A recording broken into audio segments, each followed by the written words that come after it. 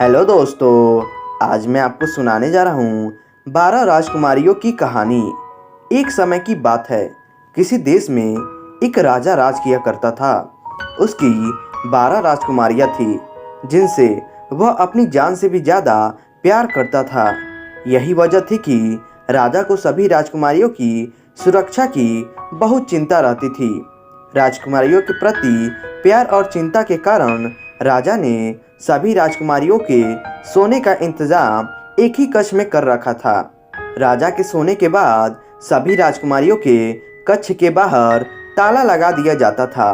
इसके बावजूद हर रात राजकुमारियां नए जूते पहनकर सोती थी और अगली सुबह उनके जूते घिसे और फटे मिलते थे। सभी राजकुमारियों के रात भर कच्छ में रहने के बावजूद अगले दिन उनके जूते घिसे और फटे मिलना राजा को भी काफी हैरान कर देता था। राजा ने इस बात की जानकारी के लिए कई प्रकार के प्रयास किए, लेकिन फिर भी इस रहस्य से पर्दा नहीं उठ सका कि हर सुबह राजकुमारियों के नए जूते फटे और घिसे क्यों मिलते थे। इस बात की सच्चाई का पता लगाने के लिए एक दिन राजा ने घोषणा करवा दी कि जो भी राजकुमारियों के इस रहस्य के बारे में जानकारी देगा, उसका विवाह राजा उस व्यक्ति की पसंद की अपनी किसी भी एक बेटी के साथ करवा देंगे। विवाह के साथ ही उस व्यक्ति को भविष्य में राज्य का राजा भी बनाया जाएगा। इस प्रकार की घोषणा सुनकर कई राजकुमारों ने प्रयास किया, लेकिन सभी असफल रहे।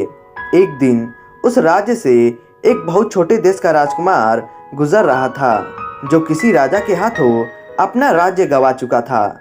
वह एक नदी के किनारे पहुंचकर जैसे ही अपने थैले से बचा हुआ खाना निकालकर खाने लगा, वैसे ही वहां पर एक बुढ़िया आ गई और राजकुमार से खाना मांगने लगी। राजकुमार ने बिना कुछ सोचे अपना भोजन उस बुढ़िया को दे दिया। बुढ़िया ने खाना खाकर उसे उस राज्य की घोषणा के बारे में बताया और जाते जाते उसे एक जादुई चोंगा दे गई। उस जादुई चोंगे की खास बात यह थी कि जो भी उसे ओढ़ता वह गायब हो जाता था। राजा की घोषणा सुनने के बाद राजकुमार वह जादुई चोंगा लेकर राज दरबार पहुंच गया।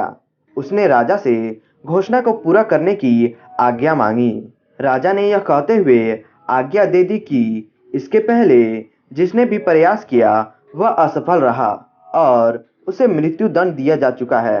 राजा की बात सुनकर राजकुमार ने कहा कि कोई बात नहीं, उसे यह शर्त मंजूर है।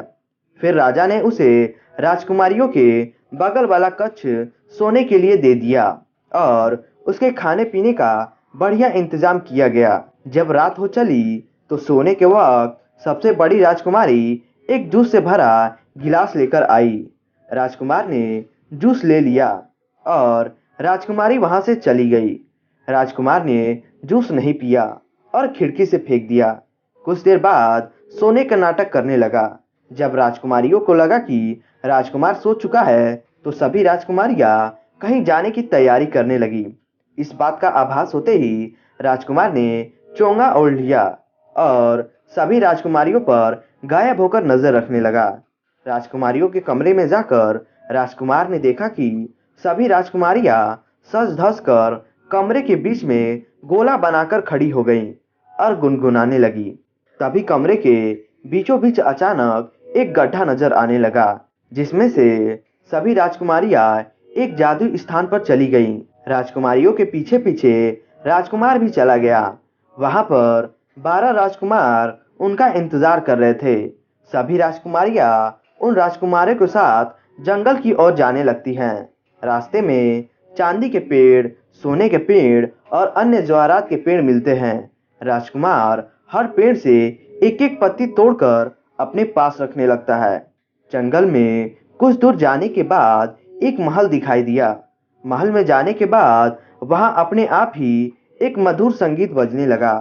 उस मधुर संगीत की धुन पर सभी राजकुमारियां राजकुमारों के साथ नाचने लगी। उस धुन पर वह राजकुमार भी झूमने लगा। वे सभी वहां पर सुबह होने के पहले तक नाचते रहे और सुबह होने के पहले ही वहां से चले गए।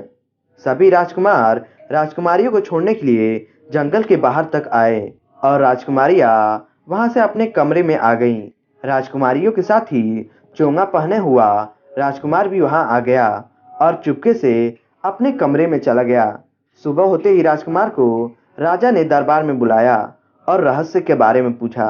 राजकुमार ने राजा को जंगल से तोड़ी गई सोने और चांदी की पत्तियां दिखाते हुए रात की पूरी घटना के बारे में बताया।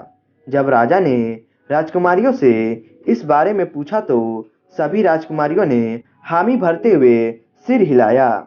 इस बात को सुनकर राजा ने राजकुमार की शादी उसकी पसंद की सबसे छोटी राजकुमारी के साथ करवा दी और उसे उस राज्य का राजा बना दिया। नया राजा अपनी रानी के साथ सुखपूर्वक रहने लगा।